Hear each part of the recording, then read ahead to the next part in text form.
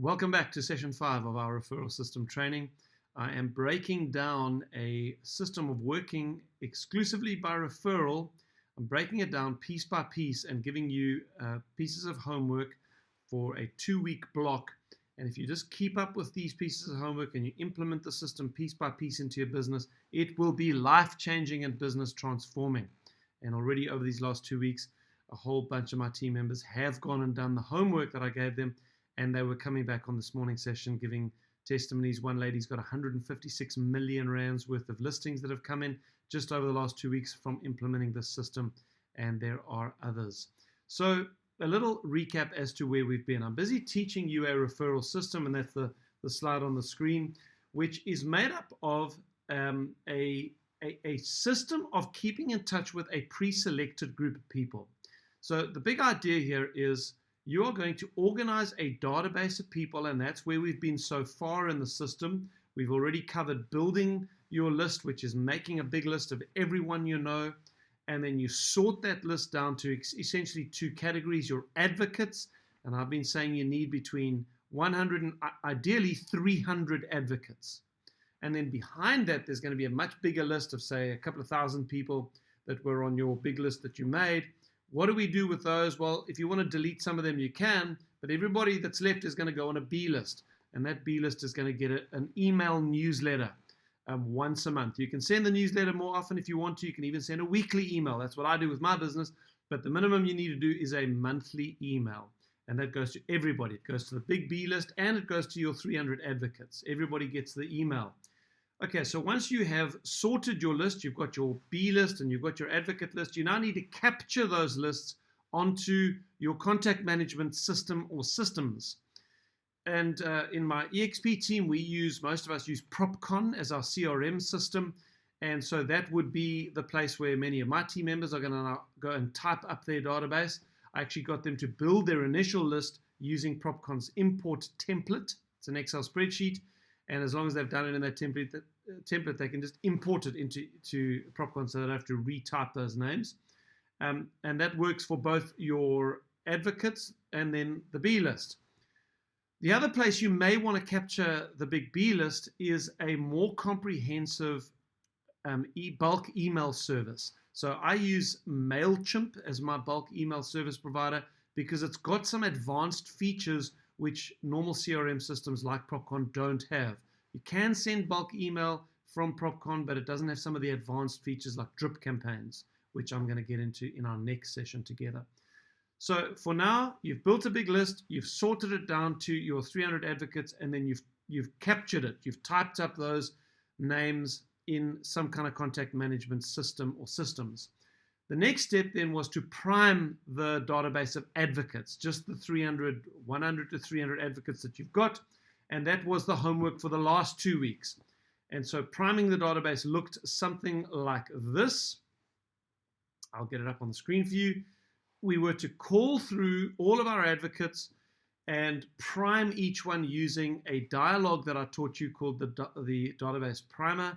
So that database primer dialogue sounds like this. So these are the phone calls that you should have been making every day over the last 2 weeks. Hey Neil, the reason for my call is that I've recently made a decision to build my business exclusively by referral. And part of that means focusing on delivering an exceptional level of service to my clients, my current clients, but also keeping in touch better with my past clients. And so what I'm trying to do initially is get clear on who it is who would actually be happy to refer me.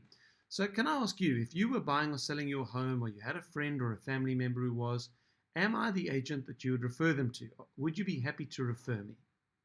And they have to say, yes, Stephen, of course I would. And then you would say, thanks for that, Neil. Your referrals do mean a lot to me, and I'll be in touch more regularly from now on with my Trusted Advisor program. And you want them getting to know this language that I have this program called my Trusted Advisor program.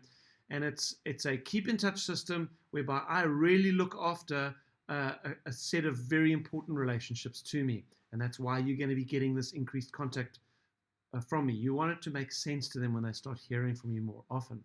All right, so that was the homework. Call through the advocates and prime them. After each successfully primed advocate, the next goal was to send them a handwritten note. So send every successfully primed advocate a handwritten note thanking them for their support. And that handwritten note would say something like this: Dear Neil, just a short note to say a big thank you for pledging your support for my business. I deeply value my relationship with you, and so your referrals are tremendously important to me. I promise to look after anyone you refer to me, and if there's ever anything I can do for you, please let me know. So you make the phone call, they say, yes, I'm happy to refer. You immediately put down the phone, you write a handwritten note, you put their address on it, you put a stamp on it, and later that day you're going to post out all your notes. You'll do that once a day. Right, that's the project. Okay, over 2 weeks. Now, I did get some feedback from members of my team. As I said, even this morning, somebody said they got a whole bunch of listings, 158 million. Another lady said she picked up 10 listings in the last 2 weeks just making these phone calls. This was another member of my team, Neil Robinson. You'll see what Neil has done is he's had single-sided. They're not, in other words, not like a normal handwritten note that is opened. These are the ones that I use, just blank on the inside. He's just got a single card, as if you would sort of tear this down the middle, and there was just front and back. But he's got his branding, Robinson Realty, powered by EXP, and then on the front he's just got some lines for him to write his notes. And you can see, he sent this picture to me, that if you read Neil's note there, it says exactly word for word what the notes in my teaching said. So this is a guy who is teachable. And is it any wonder he was one of South Africa's top cyclists? He's coachable. He's willing to tuck under a coach and follow the system, do the training, implement the techniques. And what does he say? Well, I got a video from Neil when he sent this photograph to me of someone that he had communicated with using this process, who then said to him, hey, Neil, check out this home. The guy was standing in like a 40 million rand Bantry Bay home or something, saying, I think the owners are just about ready to sell. I think he's the architect or something, and I'll let you know shortly. And there's this beautiful like 40 million rand listing. Why? Because Neil is willing to make a few phone calls and just follow the system that I'm teaching. Guys, I promise you this works. If you do this, it works. Okay, so that was the database primer. I want to take a little step back, because what I'm going to do for the next 2 weeks, I'm going to give you another 2 weeks to complete the database primer phone calls. I'm not naive. I know stuff comes up, and I know there may be many of you that have been going through the series that actually didn't make any phone calls over the last 2 weeks, and you just kind of never got there. And maybe you're inspired today again. No, you know what? I need to do this. Let me knuckle down. Let me block time every day and just do this. So over the next 2 weeks, the goals are actually going to be the same. Continue priming your advocates and hopefully complete priming your advocates. In the meantime, I'm going to do a little thing on service excellence. Why? Because service excellence is the other major piece of the puzzle when you want to work by referral. And that's what this slide on the screen is there to illustrate for you. So there are two legs upon which your referral system stands. The first one is service excellence. The second one is this trusted advisor program. That's the apple tree diagram where you've got your advocates and you're keeping in touch with them. That's the trusted advisor program. But you also need to be providing exceptional service to your clients. Why? Because your clients have got to have a reason to talk about you. Your clients have got to have a reason to talk about you. You've got to be worthy of dinner table conversation. And then on the trusted advisor side, understand that people want to refer. You know, why does the system work so well? Because it works with human nature. People love actually giving referrals. You know, you're at a dinner party, somebody says, hey, who's eaten at a good Thai restaurant? We're looking for a good Thai restaurant. And you've just been to a Thai restaurant with some friends or with your husband or your wife, and it was great. You had a great experience. Are you going to sit there and be like super quiet, like, whoa, I don't want them to find out about the Thai restaurant? No, of course not. You're going to say, hey, we went to an awesome Thai restaurant the other day. The food was amazing. It was reasonably priced. The waiter was a really quirky character. We felt so at home. It was amazing. You should give it a try. People love sharing information with their friends. It's just like built into human nature. It's like everybody wants to be the expert type thing. Well, people want to refer, but you've got to understand that they will only refer in an environment where they feel like they can trust the person that they are referring. You're not going to refer your friends to a Thai restaurant that padded the bill and overcharge you for some stuff, and then we're kind of unapologetic about it when you raised it with the waiter. You're never going to send friends there. So they've got to feel like they trust the person they're referring. And there's one other piece here. they have to be reminded regularly to refer. Now, that is what our system is designed to do. Okay, so building your business exclusively by referral will require two basic tasks. The first is developing the trust of a database, and that's that service excellence thing together with your Keep in Touch program. And then they have to be reminded regularly. So reminding your database to refer you by asking them for referrals regularly. Now, that is a wonderful big picture slide of the whole referral system that I'm teaching. Everything that I'm teaching you to do is designed to implement that worldview, that strategy, that understanding of business into your business. So let's now look at service excellence. And the Trusted Advisor program side of things is what we're busy doing with building the list and priming the database. But what I want to do today is I want to then get onto that little fragile container. And that's obviously, the analogy is you're harvesting your apples, which is your repeat and referral business. But then when you've got the apples, man, you need to treat them carefully. You've got to put them in a fragile container because, first of all, the person who referred you to the client is never going to refer you again if you do a bad job. But that client themselves, if they've had a bad experience with you, are never going to refer you in the future. So service excellence is exceptionally important. Okay, there are 6 ways that I'm going to teach you of creating raving fans. Now, I'm actually only going to have time to do one of them today. I will put a link below this video to the full teaching, and if I can, I'll get it right to actually give you a PDF copy, if you look below the video, of the book. It's called Wildfire Service Excellence, 6 Techniques to Create Raving Fans of Your Clients, and I will let you download that book for free. I'm going to do the first of the 6 techniques today because I think it's so powerful, and then I will leave it at that. So understand that there is a major difference between making a sale and creating an advocate. Any estate agent can make a sale. A blind squirrel can find a nut from time to time, says the old saying. And if you hang around and you make enough phone calls and you knock on enough doors, you're going to get someone to give you a listing, and that's fine. Maybe you'll make a sale. But what we're trying to do is to create, through the process of that transaction, these people that you've probably never met before, to turn them into raving fans or advocates of your business. So these 6 techniques are going to help you do that. And here's the first one. 6 ways to create raving fans. Number 1, communicate understanding of your client's emotions.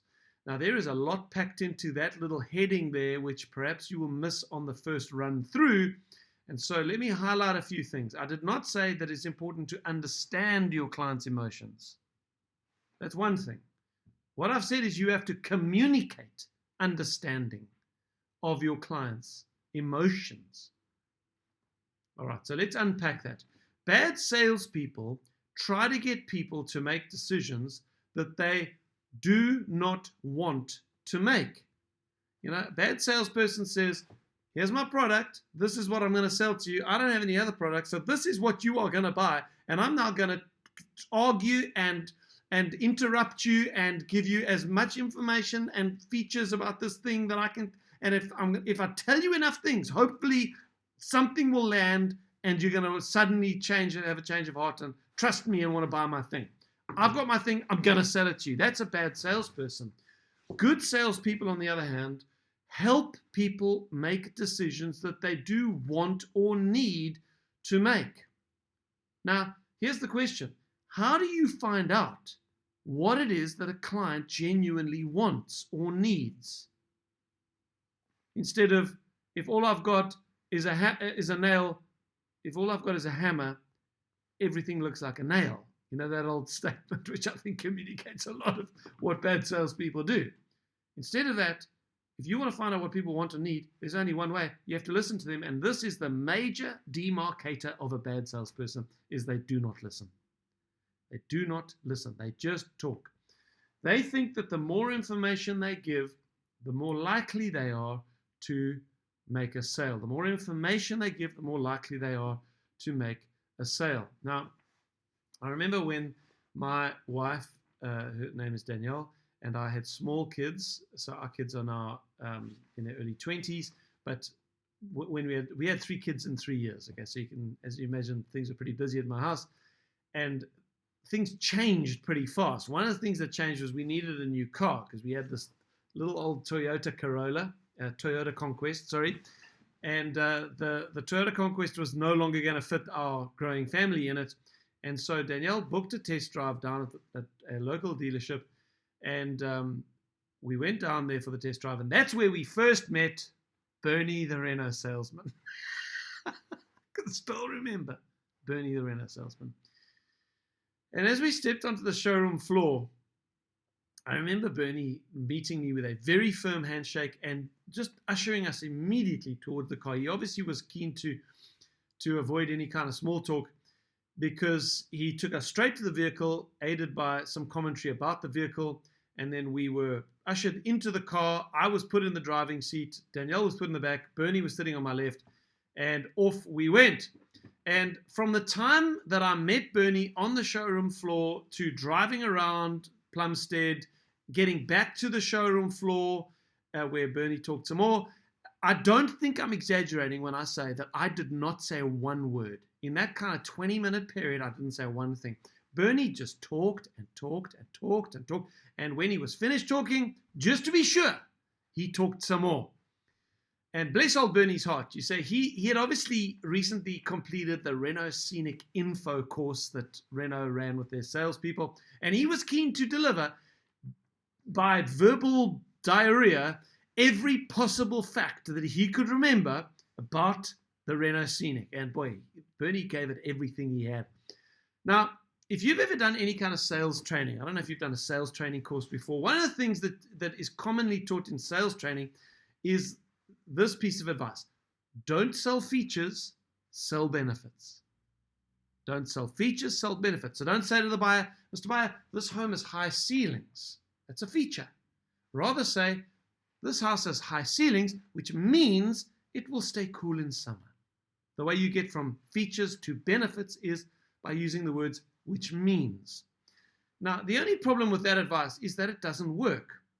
Now, why do I say that? Because that is not the best way to make a sale, firstly, but certainly it is not the best way to create an environment of trust whereby your client begins to trust you and you turn them into an advocate long term. Okay, so here's the principle I want to tweak to the old don't sell features, sell benefits. Here's how I want to change that. The only features or benefits which a salesperson should be telling their client about are those which the client are interested in. I mean, does that not make sense to you?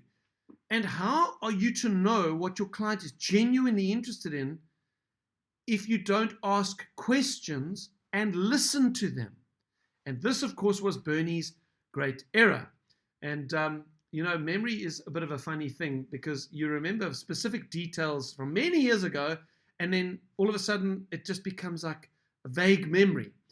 And my vague memory of this is being in the car with Bernie and Bernie just talking. I can see Bernie's mouth moving, but in my memory, all I hear is blah, blah, blah, blah, blah, blah, blah, blah, blah, blah, blah, blah, blah. I don't remember anything of what he said. But then there's the sudden break in the clouds of my memory, and I hear Bernie say, and Mr. Johnson, something else about this vehicle, which I think you're going to love, is that there's titanium in the windscreen. And I remember him being like really proud of this fact when he shared this with me. There's titanium in the windscreen, which means you're not going to burn your arms through the windscreen. And then in my memory, after being told that wonderful fact, it just goes back to, and Mr. Johnson, blah, blah, blah, blah, blah, blah, blah, blah, blah. For some reason, my brain retained that one sentence that Bernie used when he told me about this titanium in the windscreen that was going to stop my arms from being burnt. And I think I remember it because I remember thinking to myself as he's busy telling me this, like, Bernie, that is the most unbelievably arbitrary piece of information that any human being has ever given me. Bernie, I have absolutely no interest in the titanium in the windscreen and in not burning my arms through the windscreen. In fact, Bernie, half the time my window's down and I drive with my arm hanging out the window, Bernie. Why are you telling me that?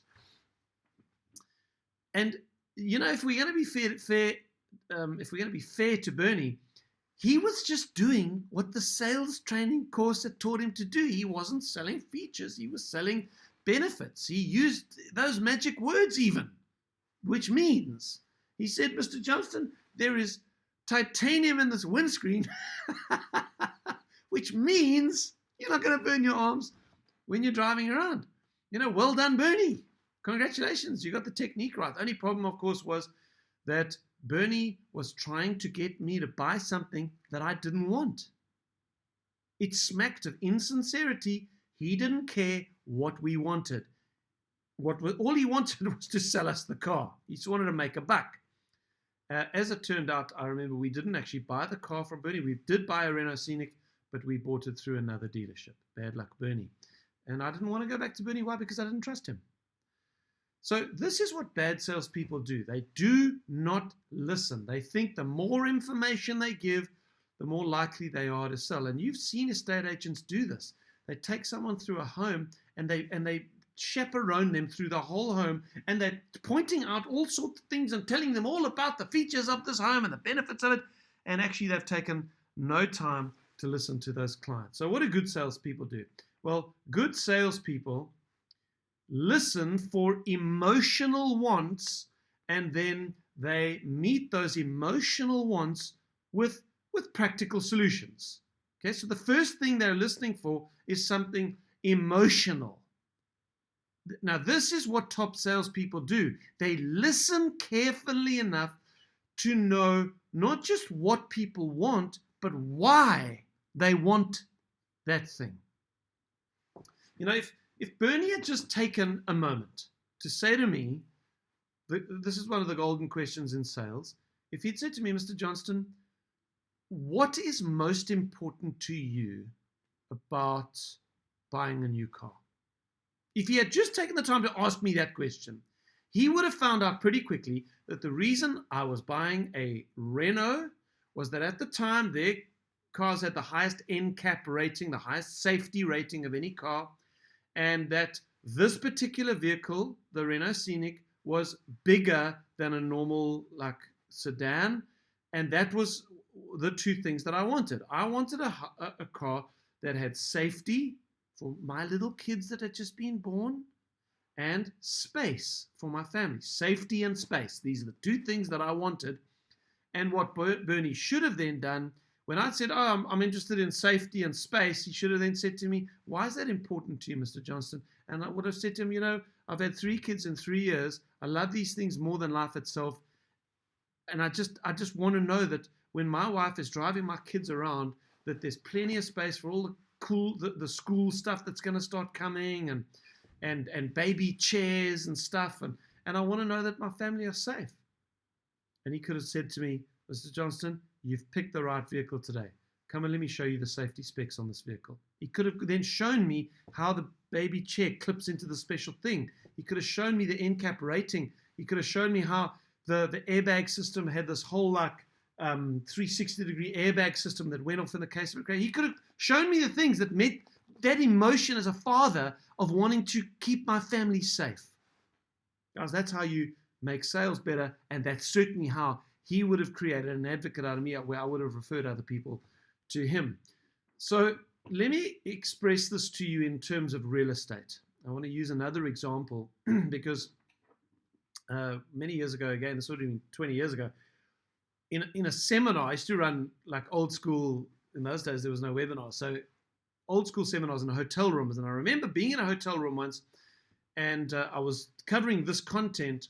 And one of the agents, as I'm speaking around, getting to know why your clients and what they want, the emotion, he got super excited, and he interrupted me. He said, I'm busy trying to find a house for a Scottish couple, and she really wants a big kitchen.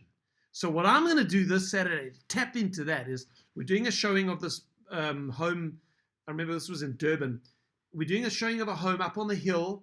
It's got a huge kitchen. So instead of just marching them through the whole house, what I normally have done, I'm going to take them straight into the kitchen. I'm going to hop up onto the kitchen counter, and I'm going to make small talk as they look at me and they look out the window that has these majestic sea views.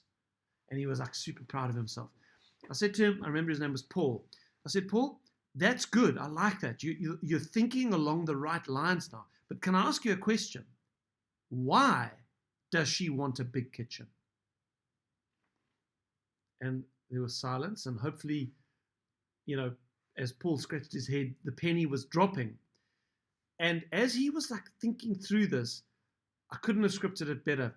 A woman in the crowd burst out, stood up and said, "I know why she wants a big kitchen." And as she said that, I interrupted her and I said, "Ma'am, I'm sorry. I'm sorry. I know it's rude to interrupt, but you are about to make the mistake. I want to stop you from making the very mistake that I'm talking about." And she was a bit confused and she said, "No, I'm not. Every woman wants a big," and I said, "I'm sorry, ma'am. I know I've interrupted you twice in a row and that's very rude, but you are making the very mistake that I am teaching you about." What was her mistake?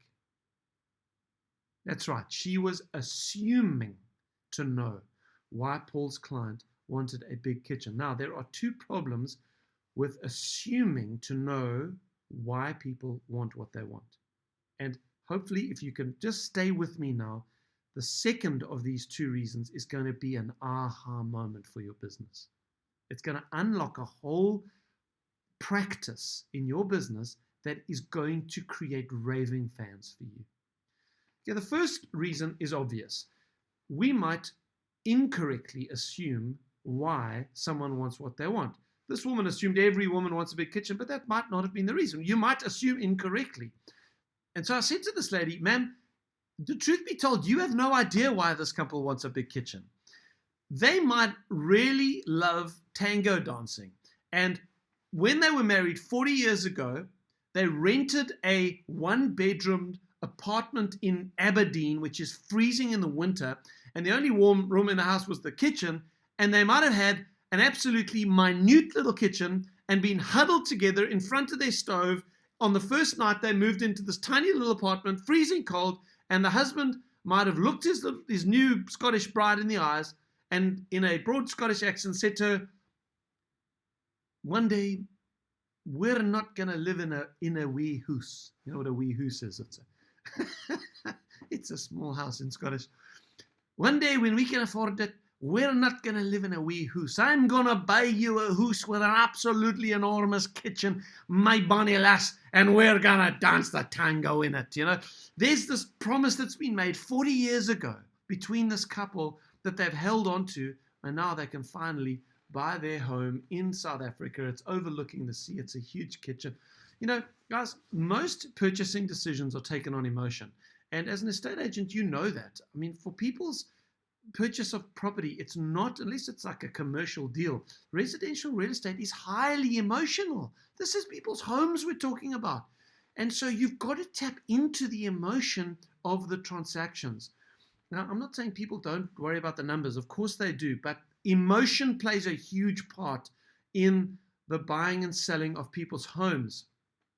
And so if you want to be a top performing estate agent, and certainly if you want to develop raving fans from the people that you work with, advocates, you are going to have to get good at tapping into their emotion and then mirroring back their emotions back to them. And this then is the second reason why you should never assume to know why someone wants to do what they are going to do. Because even if you assume correctly, they have to know that you know why they wanted what they wanted. Okay, that's a bit of a mouthful, but I've got it on a slide which I want you to read carefully. Here's the key principle at the end of a transaction. It is not enough for you to know what the client wants, a big kitchen.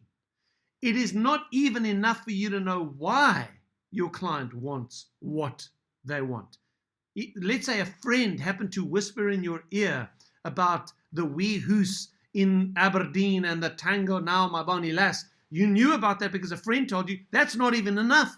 If you want to turn someone into a raving fan, an advocate, they have to know. Your clients must know that you knew what they wanted and why they wanted it. That's why you've got to ask questions and listen. Everybody wants to feel understood.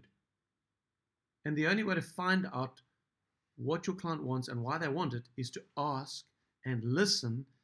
And then the only way to get them to feel understood is to mirror back to them that you've understood the emotion behind the transaction.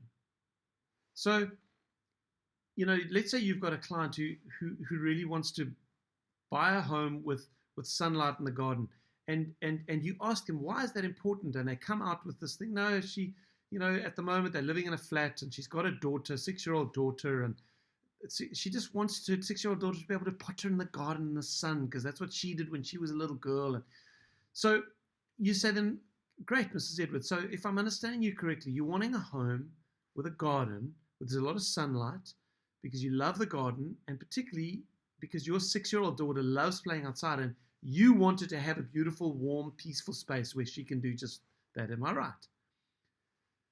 Most bad salespeople would never have even known about Mrs. Edwards' daughter. They'd be too busy showing Mrs. Edwards the carport and the brass knobs in the flipping bathroom and the extra large sink in the scullery. Am I being unfair to estate agents?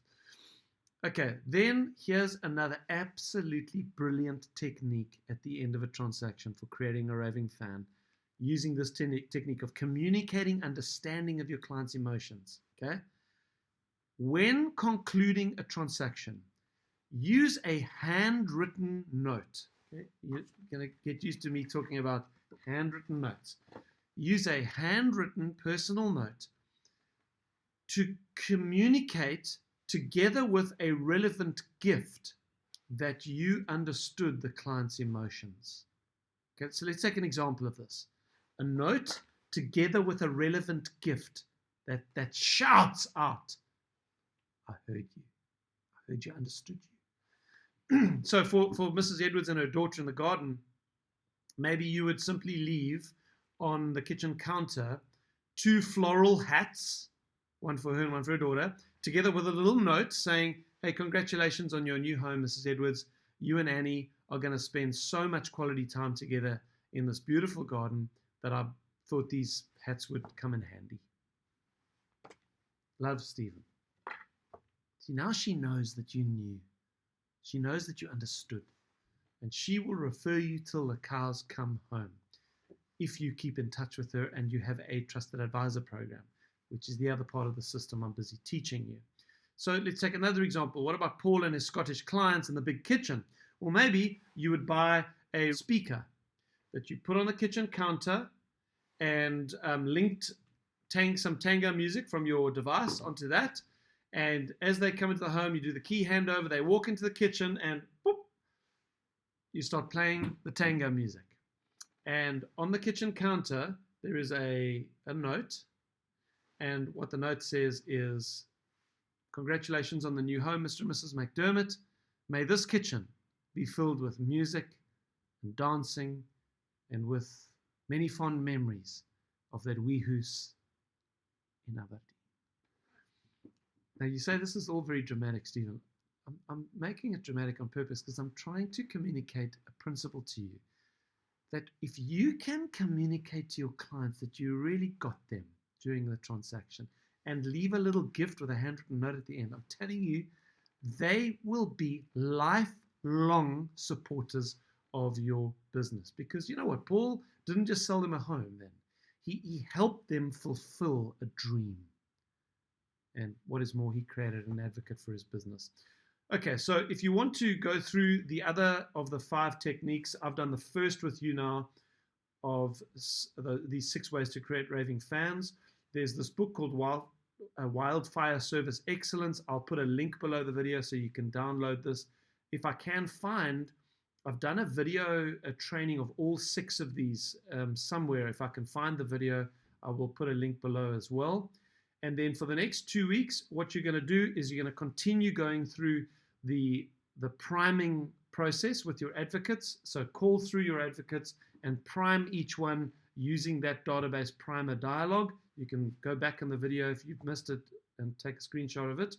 The second thing you'll do is send every successfully primed advocate a handwritten note thanking them for their support. And again, the content of that note, you can scroll back in the video. And then the third thing I've added as homework for the next 2 weeks is just to read that Wildfire Service Excellence book.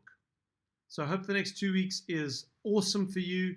I promise you, if you get on the phone and you do these priming phone calls and you start sending the notes, you are going to pick up business in this process. It's just the way it works.